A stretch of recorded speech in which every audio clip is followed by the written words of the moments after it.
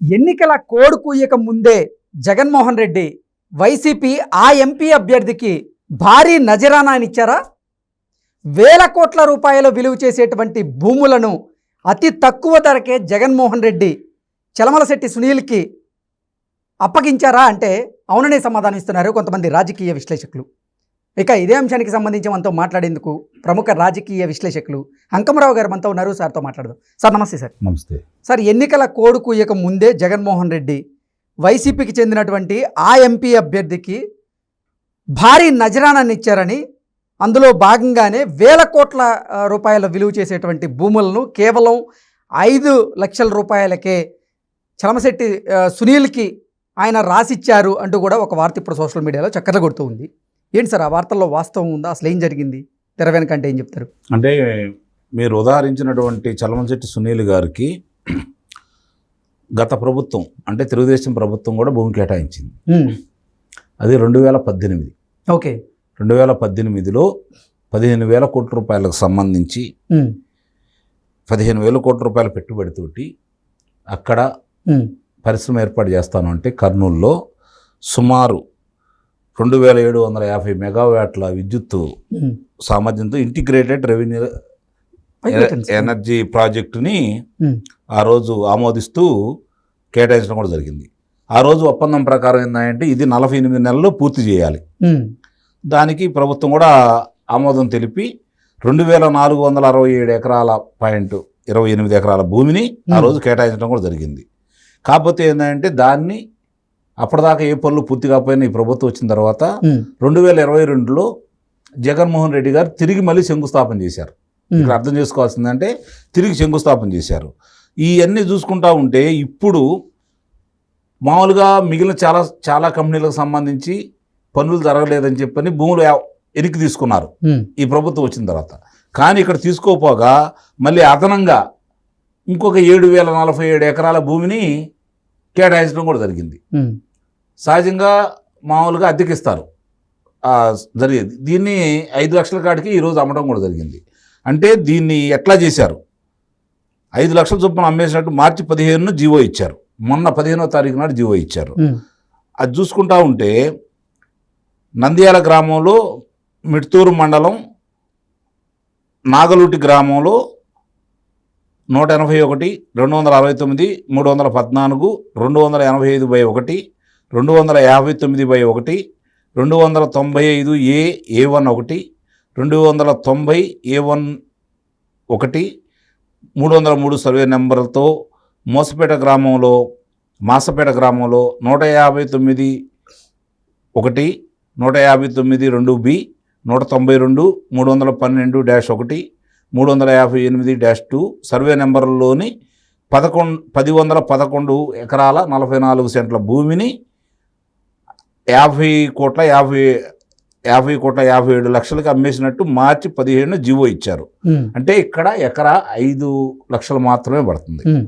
అంటే నాకు తెలిసి దీనికి సంబంధించి 5 లక్షలకి ఆంధ్ర రాష్ట్రంలో ఇంకా భూమి దొరుకుతూ ఉంది.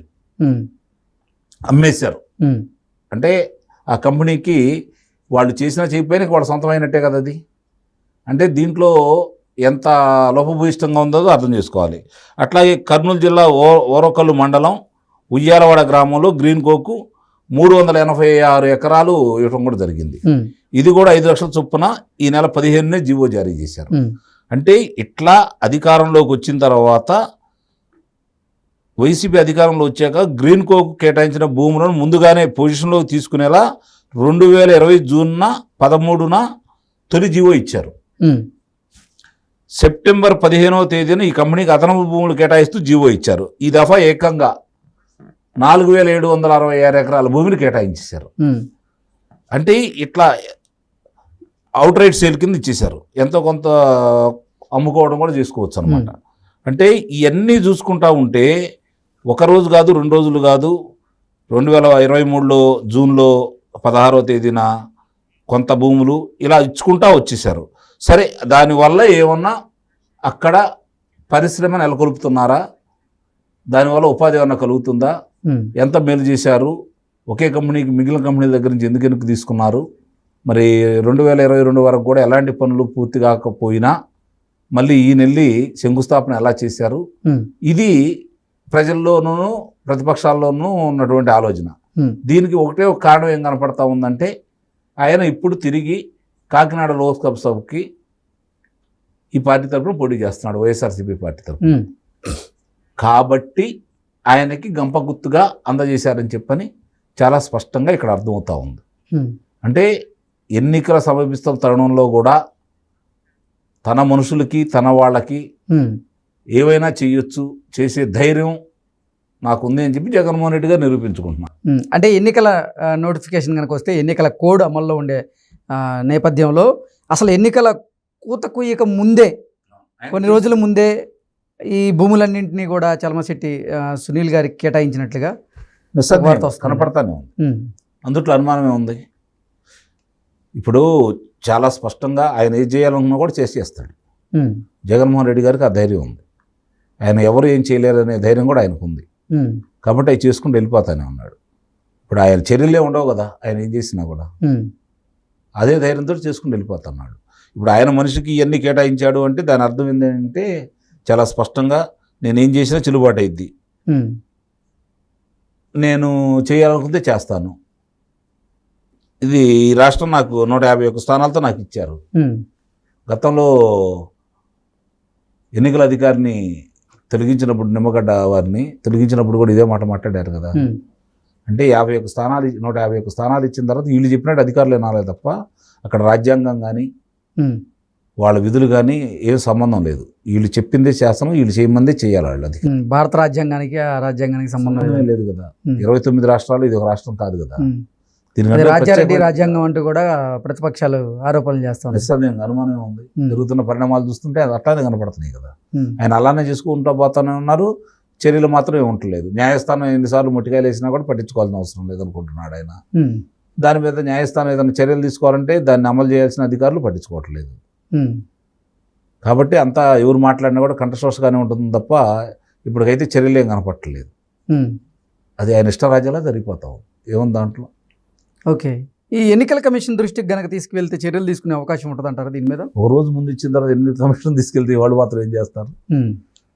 ఇప్పుడు జరుగుతున్నటికి మీదే చర్యలు లేవు. చాలా చాకచక్యంగా, చాలా వ్యూహాత్మకంగా దీన్ని ఈ భూతర్పణం చేశారంటారా?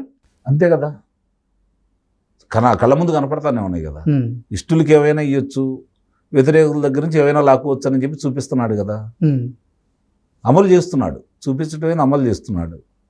దానికి అధికారులు సహకరిస్తున్నారు. తన ఇష్టారాజ్యం అయిపోతా ఉంది. అందుకంటే వేరే ఉంది ప్రత్యేకంగా ఇక్కడ. Okay okay sir, thank you so much.